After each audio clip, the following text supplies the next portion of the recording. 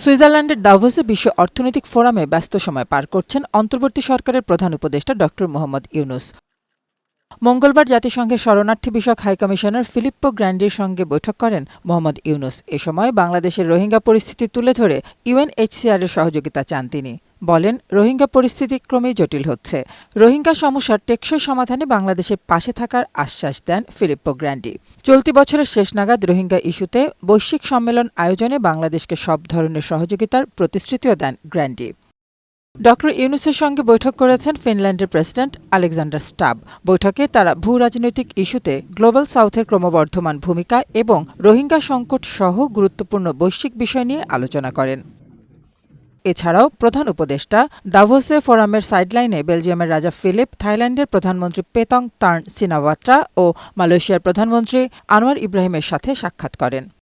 4 দিনের সফর শেষে আগামী 24শে জানুয়ারি দাভোস থেকে ঢাকার উদ্দেশ্যে রওনা হওয়ার কথা রয়েছে ড ইউনূসের। রিতা নাহার, বৈশাখী সংবাদ, ঢাকা।